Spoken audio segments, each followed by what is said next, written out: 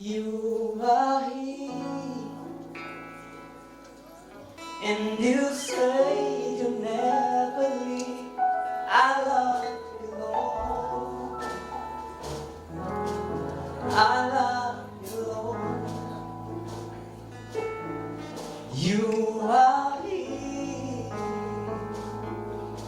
and you say you never leave. I love you, Lord. I love you, Lord. And I love you, Lord. I love you, Lord. I love you, Lord. And I love you, Lord. I love you, Lord.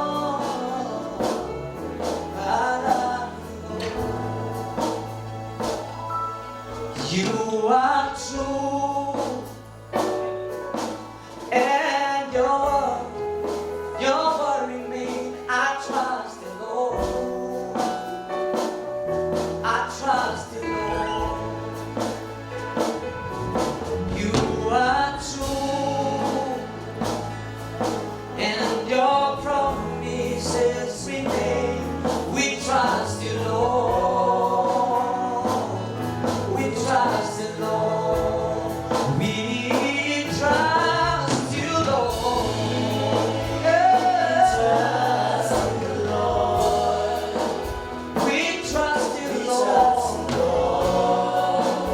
We trust you, Lord. We trust you, Lord.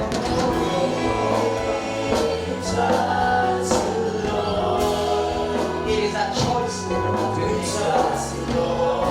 We trust you, Lord. We trust you, Lord. Now take me to Genesis chapter 3 and verse 21.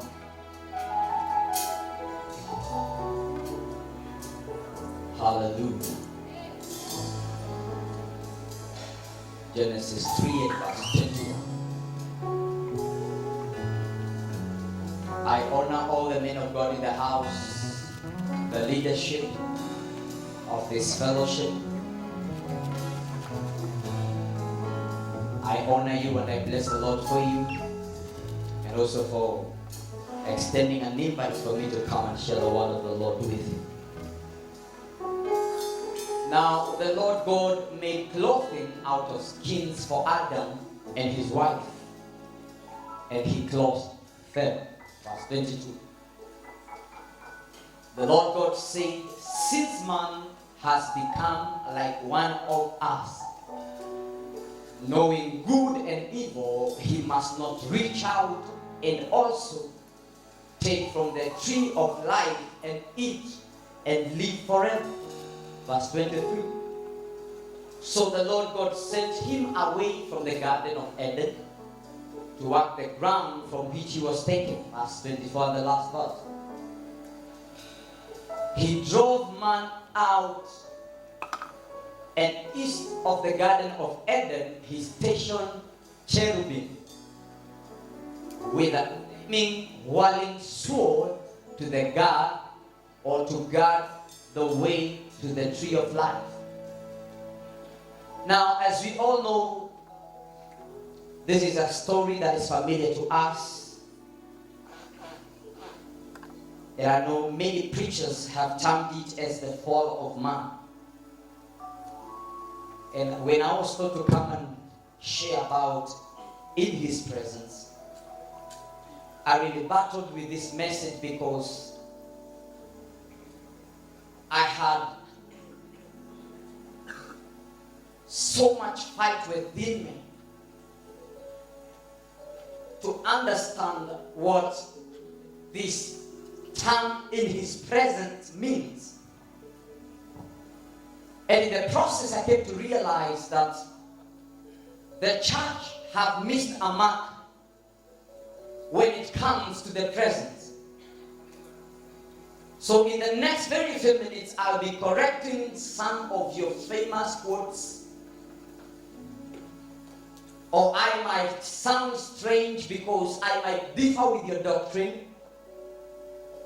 But I pray that you may walk with me slowly, because we are going to delve in the word of the Lord, that He may speak to us about the presence. Somebody say the presence. Now, Adam and Eve,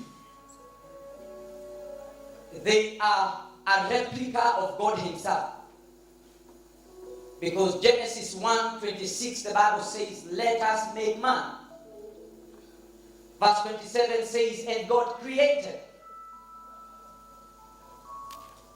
And it is in His own image and in His own likeness. So they have the same nature, and the same have character, and they bear the same characteristics of God in themselves. But the portion where we have read, the same God drives man out. And this is a good question to ask yourself. So how or why would God create something that is like Himself only to chase Him away? And a good question to ask yourself again. Why would God chase something that is like Himself? Why would God be quick to drive away a man that has the same nature like Himself? Oh, we all know the story. Adam and Eve, they have sinned. And they are chased away and driven away out of their presence. Now let me ask you, what is the presence? Or what do you understand by the term presence? In English, the term presence means present being of a person. So there cannot be presence without a person. So if you're writing, I want you to write that. There cannot be presence without a person.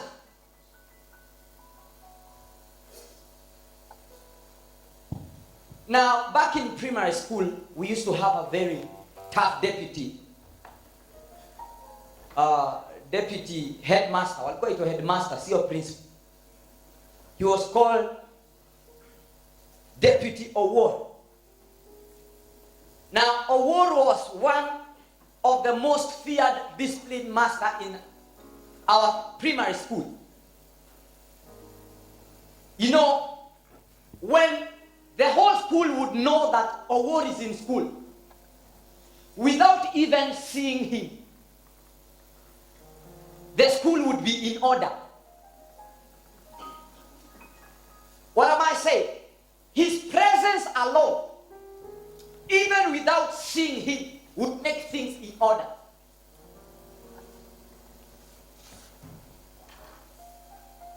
Wase wakisikia tu Depa ako shule, wacha nijaribu kuongeesha ndio pia demo elewe. Wase wakisikia Depa ako shule walikuwa na behave kwa sababu ya presence yake. Lakini hawakuwa wamemuona. Let me go way ahead of myself and say, the church has settled for the presence.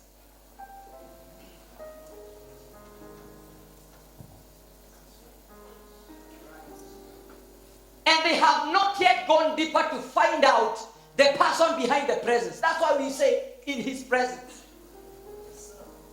No wonder we have so many worship experiences.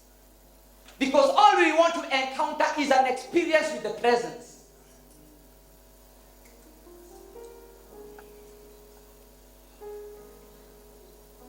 The presence. Now, Adam, after he has sinned, the Bible says he heard the voice of God walking. He never saw him walking. He heard the voice walking. Now, how can a voice walk?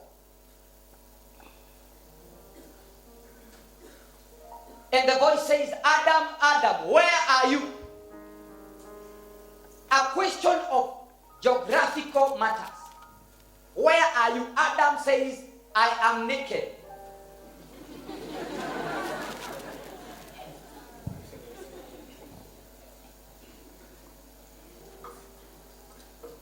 Yani, wacha tu nisiende mbele.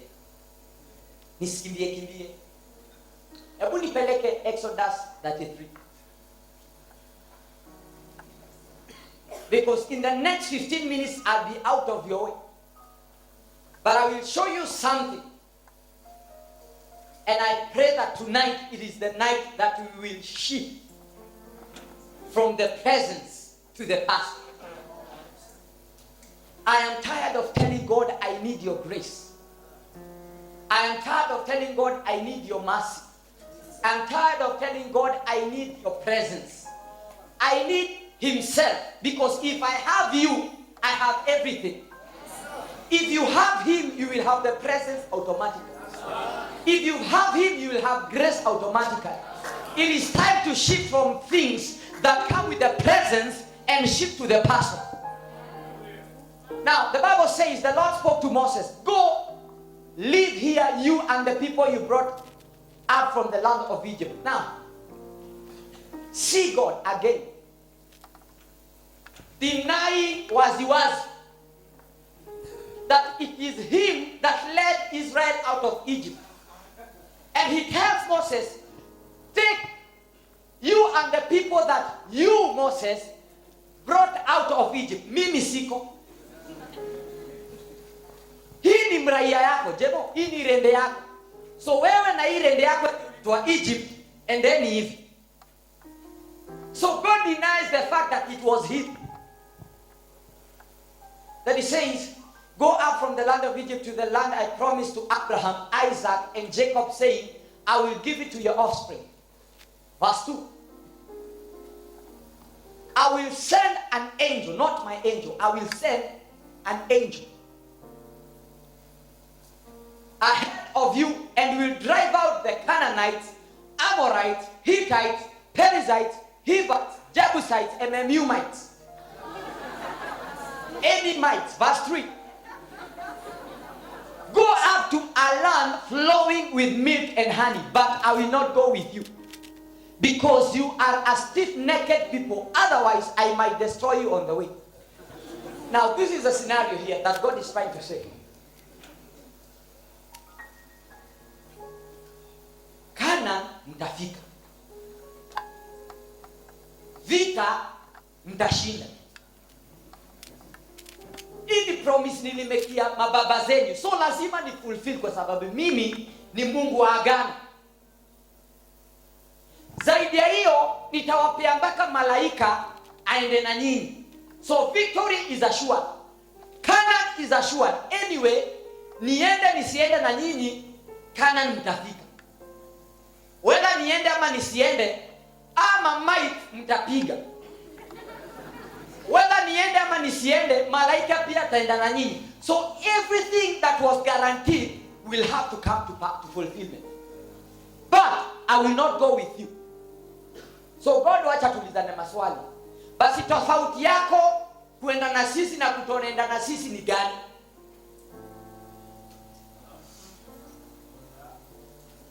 Tujiulize tu, difference ni gani? Usipoenda bado tutafika. Ukiamua uende na sisi, at least ushatuashua hii ni promise na lazima itafika. Wacha tu relate na life ya sahi. Pasi, kama ni kuoa, utaoa bro. Ni ahadi, Mungu ashakuwa, hawezi sababu Mungu kiwa meangi bila hapa kwenye Biblia. Lazima atakupatia. Kama ni magari, mtadrive poa. Kama wewe ni msanii, utasikika, doza sikiza utakula, hata majuu utaenda. So success is guaranteed. Kama wewe ni worship leader, hata malaika atakuwa hapa kubaka ukiimba. Miracles zita happen. Ndini utapiga ni sawa. Lakini Mungu anasema, mimi sitaenda na wewe.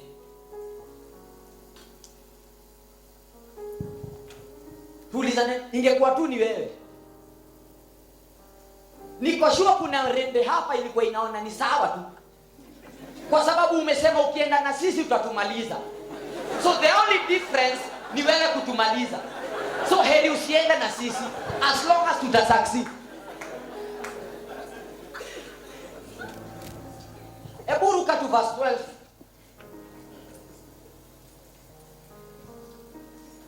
Uone Musa kitu alisema. Moses said to the Lord, look, you have told me lead these people up, but you have not let me know who you will send me with. You said, I know you by name and you have also found favor in my sight.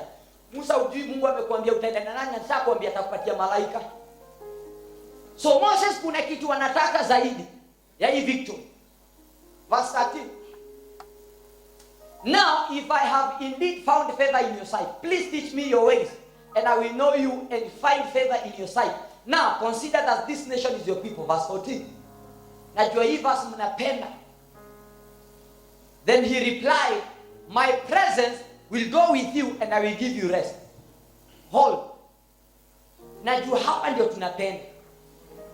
Najua hata hapa ndio tumekuja hapa. Hapa ile usiku tumekuja kutafuta hii. Hii presence hii ndio tumekuja kutafuta. Na anasema then he replied, my presence will go with you and I will give you rest.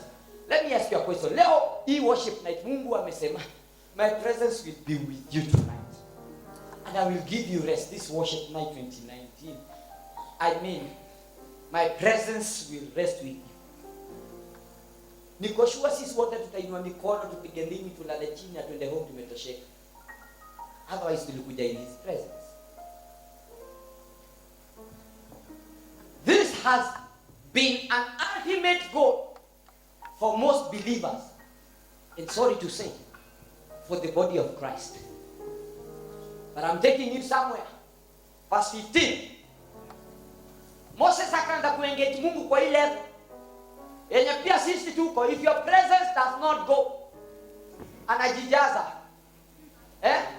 Don't make us go from here. Usitufanye tuende. Kama presence yako yeni na sisi, hata sisi hatuendi. Verse 16. Akauliza swali mbili. How will it be known that I and your people, hawa sa uliruka, sasa si wangu. Tunajibizana. Uliniambia ni wangu. Sasa itakuwaje mimi and your people have found favor in your sight? Nani hapa hapendi favor?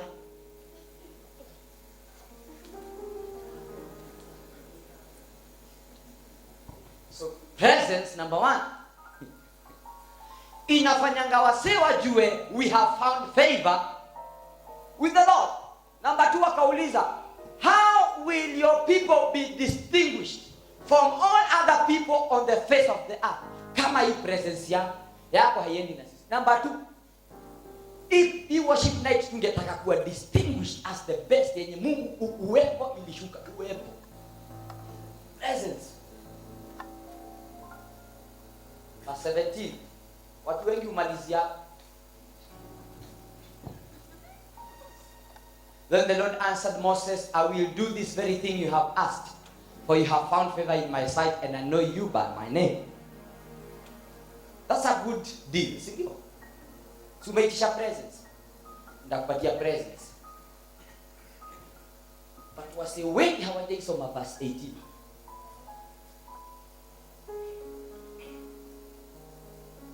Everybody read aloud.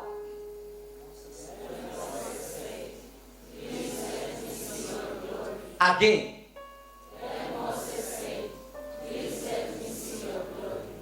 Huyu jamaa shapewa presence. Na shambiwa ile kitu nataka nimekupatia. But Moses knew there is something beyond the presence. Alijua kuna kitu inaitwa glory yenye inakujanga na huyu person. Hii ni kabod, hii ni yeye amekuja. Zaidi ya presence, mimi nataka kuona glory. Ni sawa glory, presence yako itanifanya nikuwe distinguished. It is good that your presence will make me favorable amongst all people, but there is something more Moses knew. When everybody else is settling for the presence, Moses is saying, I need more than the presence. Ni sawa utaenda na mimi, lakini kuna uwezekano presence yako iende na mimi na nikose glory. So glory na presence ni vitu mbili tofauti. Nilikuambia Depa wetu Owuor, presence yake ilikuwa inafanya tu in order. Lakini what difference would it make yeye akitokea? Wasi wengi wanataka kukam hapa tusikie presence. That's why presence imekuwa belittled kuwa ka feeling ama ka emotion kwa song. Yaani kwanza kale ka song unapenda kakichezo, unafanya mambo ambayo makofi. Kwa sababu kame kugusa unasikia haka ndio kanaleta presence.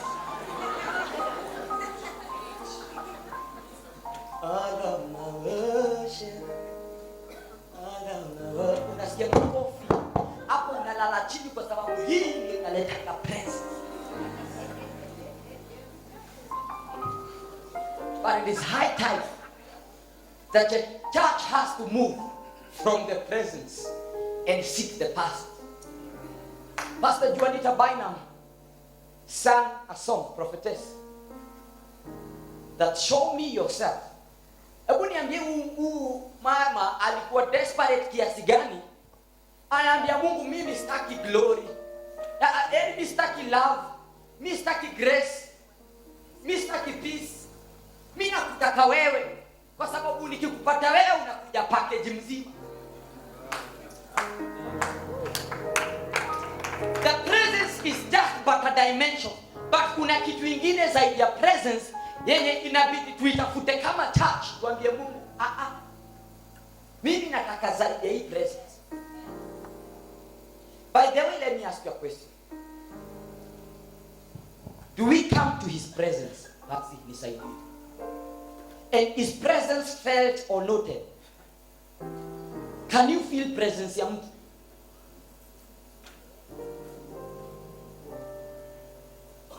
Hapana, si mwenye ndio peana hii. Niambi ijibini. Can you feel the presence or can you note the presence? Okay, kwa hii crowd kuna pastor amekaa kwa crowd na hamumjui, mna feel presence yake? Mna feel? But akijitokeza mta note. Msawa? Leo tunaulizana maswali ngumu.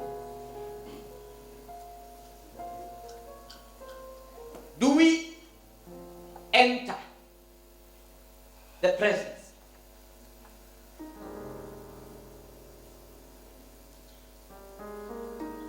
Do we ask the presence to come? Can you?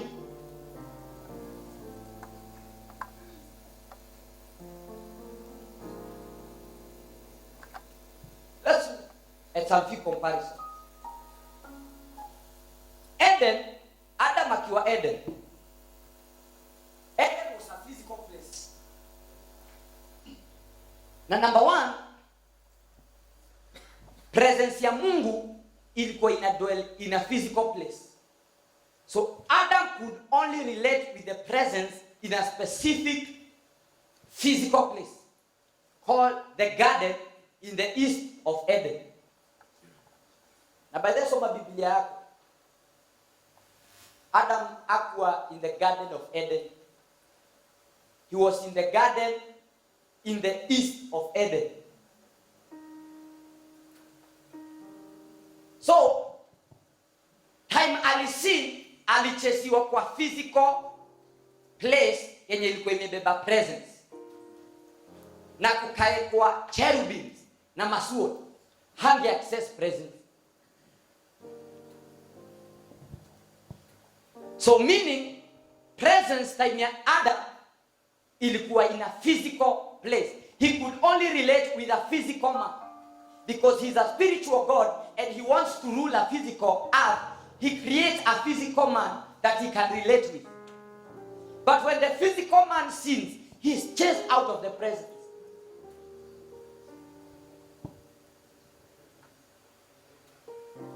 Number two, kwa hii Eden, hii presence unaweza fukuzwa. Actually, ama jamaa walifukuzwa kwa presence. So nataka tujichunge tukisema in his presence unaweza chujwa. Number 3. The law of sin ili disqualify ama jamaa kusimama kwa presence. So kama una dhambi. Number 4. The devil succeeded to cause man to be chased out of the presence. Number 5. The moment the presence was taken away, man was uncovered. Number 6. After he was chased away, there was a hedge and a cherub was put as a guard for him not to access the presence. And number 7, death was introduced. So this is a major issue we are tackling about, presence. It is a major issue that comes with dangerous waters if you tread upon. But let's go way back to the cross and let's see about the redemption of man and how the presence shifted from being a physical matter to a spiritual matter, from an outward matter to an inward matter. So basically what I'm trying to say, if you're looking for the presence of God, as long as you're born again, He's in you.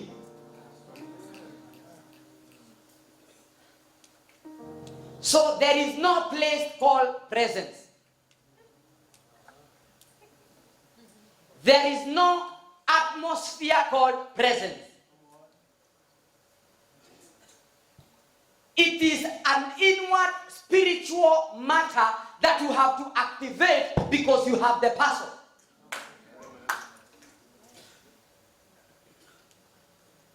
So I wonder when you tell me, I feel the presence of God. I come into the presence. Where are you coming from? And where did you leave him from? But now we need to change some of the songs that we sing. I enter to the holies of holies. Tulishaingia, unaingia ukitoka wapi? Pasia ilipasuka na tuka-access na tuka-receive salvation. Tunafaa kuimba tunatoka kwa presence kukamkuleta mamira. Kwa sababu tumetoka yani hii presence iko ndani yetu design. Hatuhitaji kuingia, tunahitaji kutoka tufulfill ile kazi presence ililetwa ndani yetu. Praise the name of the Lord. You know Hebrews 1 verse 13. Na najua mimi namaliza.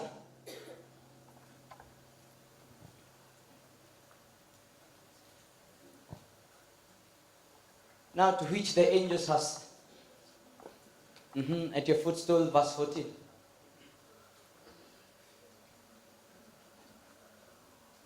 Is it Hebrews? Wait. Let me confirm.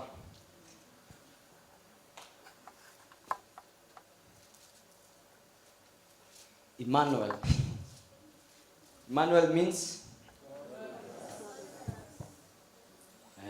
tunakuja hapo kwa God with us. Lazima tujue hii presence iko na sisi. Sorry, Ephesians, not Hebrew.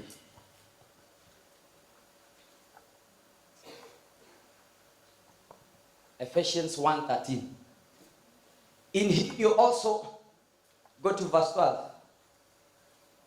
Wacha tukae hapa. In him you also, when you heard the word of truth, this is the day you got born again, the gospel of your salvation. In him, when you believe, were sealed with the promised Holy Spirit. Jemoka. Kibia. Now who is the Holy Spirit, by the way?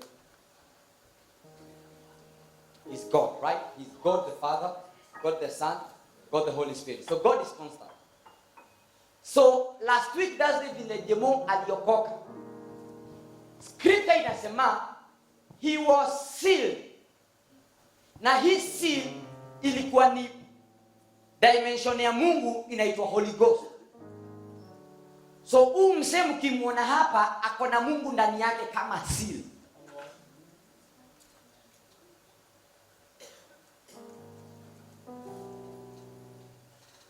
So if he has the person,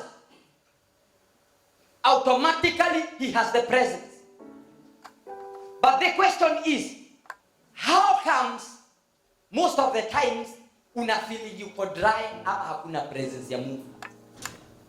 Ni kwa sababu environment ya presence kuwa active ni wewe kuremain kwa salvation.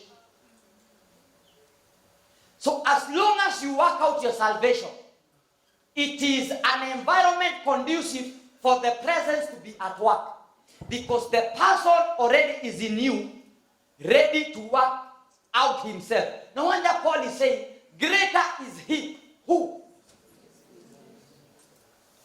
Who is he talking about?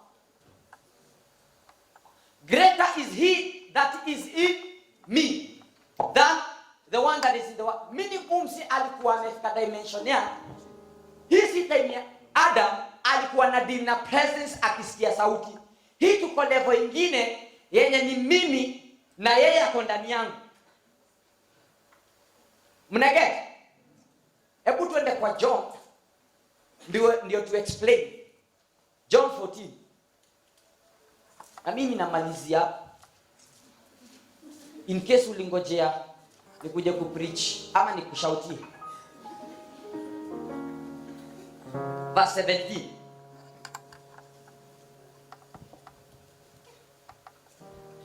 He is the Spirit of truth. The world is unable to receive him because it doesn't see him, not eat him, or know him. But number one, but you know him. Number two, because he remains with you. Number three, will be. Hivi ndio Yesu alikuwa anawaambia. Nikiwatuma 2 by 2, the 72, you are going in the authority of my name. Like, for this example, Jemo, enda unilete ile kamera iko na ule mse. Bro chunga wao ni wa Githurai. Lakini wameokoka. Now, Jemo ameenda kuchukua ile kamera na authority ya jina yangu kwa sababu nimemtuma. But I am not in him. So he has gone in the name of the one that has sent him. But Jesus is saying, it is for your benefit that I may go. Because the one that is coming, he will operate in 3 dimensions. Me, I can operate in 2. One, you know him, you know me. You remain with me. Yes, you are with me, Jemo. But this one, he will be in you. So ukiendea ile kamera, munaenda na yeye. So ukikujia hii kamera unasema, bro nipatie. Si nimetumwa, ni kwa sababu person mwenye ako ndani yangu ako na presence ya kudemand kwa sababu ako ndani yangu. Are you following me? So there is a benefit of him being in you. No wonder tukiongea stories za presence, tunafaa tujiulize, hii presence tunaongelelea ni nini? Ni ile emotion inakuanga kwa song. Kwa sababu nimesikia wase akisema, hiyo meeting manzi hakukuwa na presence. Kulikuwa kumekauka. Bro, ni wewe ulikuwa umekauka.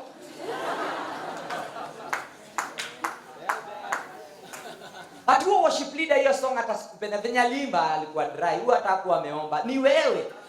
Kwa sababu sijui nataka tu kuactivate presence ya nani? Kwa sababu yangu haiwezi wako. Because ina determine je uko na huyo person mwenye amebeba presence ndani yako unaweza muactivate. Otherwise church imekuwa ikidepend na worship leaders. Unangojea presence yetu ikuwakie. Bro, haiwezi. It cannot work. Na nimesimama hapa nitetee worship leaders because they have carried the burden of a worship service. because everyone is criticizing them, wakisema leo vile wameimba kukuwa na presence. Hapana. We need to shift from the dimension of thinking that the presence is a feeling or an emotion. No, it is a present being of a person. Now the question is the person present now in your life? Because his present being in your life can only dictate his presence around your life. Ushaiona watu wakiingia place kwa mkutano, meeting ina change. Unajiuliza ni nini? Watu wanasema kuna kitu, kuna presence na umse. Akifungua mdomo wa preach. Mnashindwa ni nini? Kwa sababu umse ule person ako ndani yake ana dictate environment anywhere anaenda. Ndio maana picha wakitembea kivuli inaponya tu viwete. Yaani akitembea tu hivi unaona vipofu wanaona tu. Kwa sababu ule person ako ndani yao ako so much alive and deep presence ya ule person ina dictate physical body. Praise the name of the Lord. Amen. So when you see pastors laying hands on you, wacha nikuambie, si hands zao zinakuponyanga. Ni ule person ako ndani yao ana dictate presence. Yani sijui kama unanielewa. Kwa sababu wamebeba person ambaye ni muhimu kuliko hii presence. Nimekuambia hii presence peke yake haitoshi. Inaweza leta utofauti, lakini kama hakuna glory yenye inakuja na huyo person, hata hii presence hatutaki.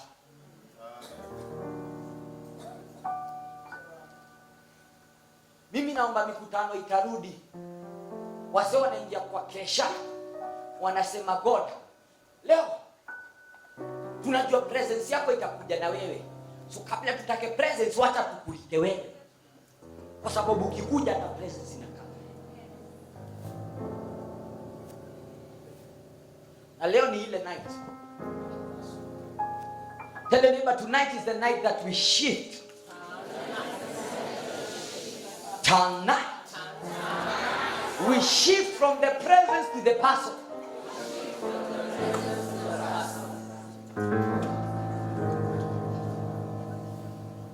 Sasa hata sijui niseme nini nyingine.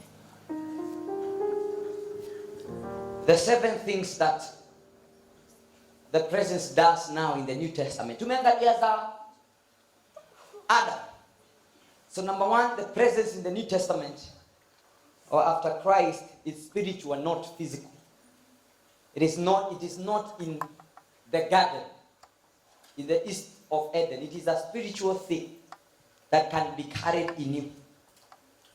Number 2, we saw God chasing Adam from the presence. But after Christ comes, it is an invitation. It is a restoration. It is out of love. For God so loved the world that he gave. Number 3, it was a law that was brought out of sin in Eden. But this, it is a matter of grace and forgiveness of sin. As long as kuna forgiveness, kama Jemo alikuwa na dhambi, lakini venye alikuja, hii presence haikufukuzi.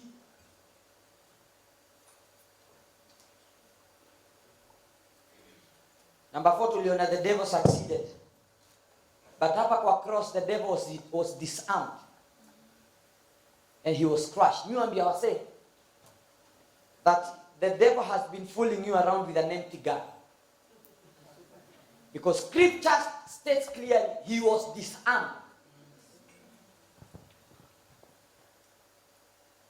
There was an uncovering.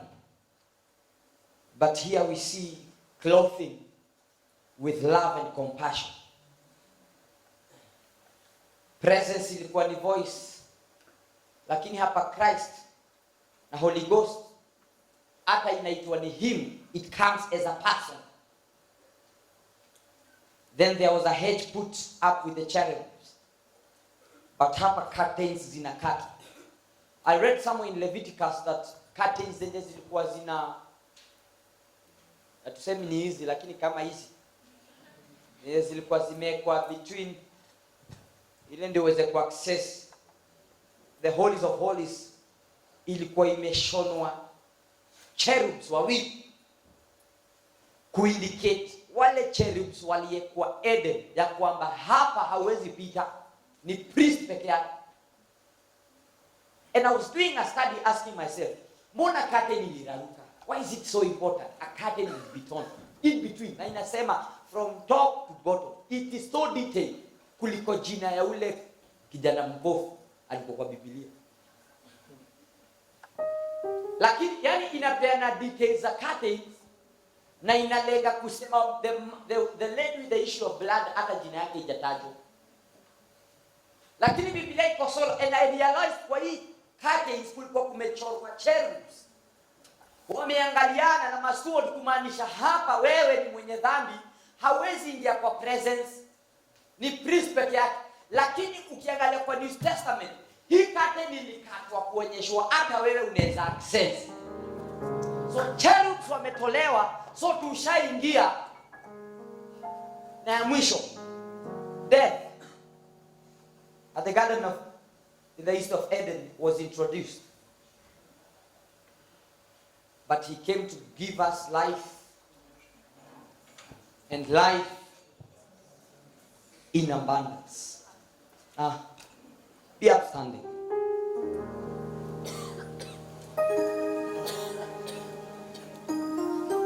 My prayer tonight is that we will have a Moses generation in this meeting. That despite fighting with God to access the presence, they will seek for something more, called the glory that comes with the pastor.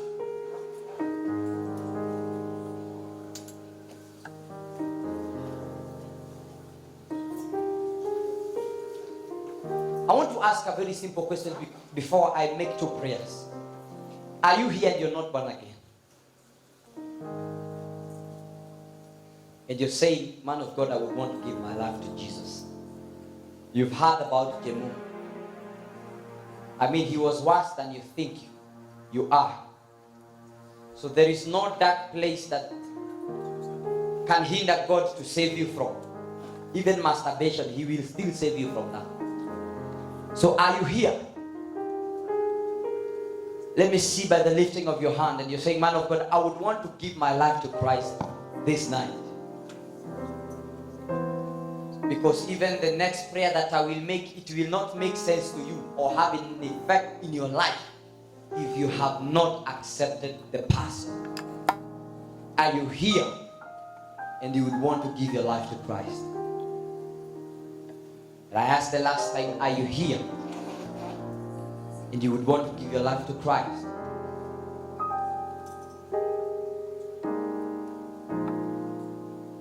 The second prayer I want to make, I feel strongly in my spirit that there is a shift happening in the spirit tonight. And there is a cry that the church has to be shifted from seeking things from God and enter to seeking the giver of those things. We have to shift from seeking the presence and seek the one with the presence.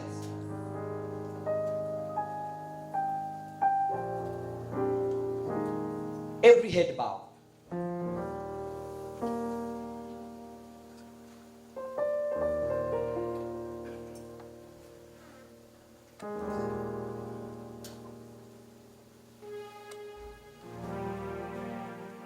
Just have a look at your life and your Christian walk for a minute and just ask God to forgive us as a church. Tell us, God, we are tired of seeking after your things. But tonight, we want you to give us yourself. If I have someone tonight that is saying this prayer, Lord, show me yourself tonight. I want you to open up your mouth and tell God, tonight it is the night that I want you, Lord, to give me yourself. Let me have the band and the worship team. Show me yourself. Open up your mouth and tell him, Lord,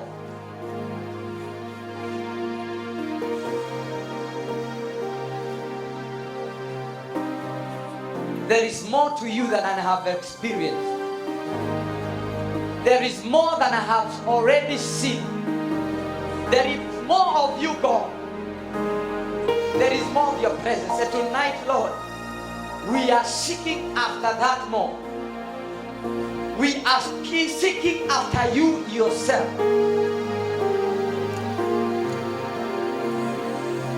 Lord, show yourself in this meeting, Lord. As your people, Lord, we are gathered in this place. And our hearts, Lord, it is, Lord, to just have you, to show yourself to us tonight.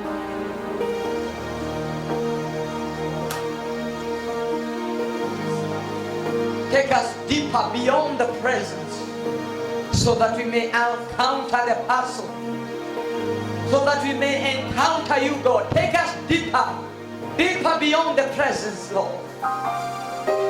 Tonight we want to see your glory. Tonight, Lord, we want you to rain your glory on us, God.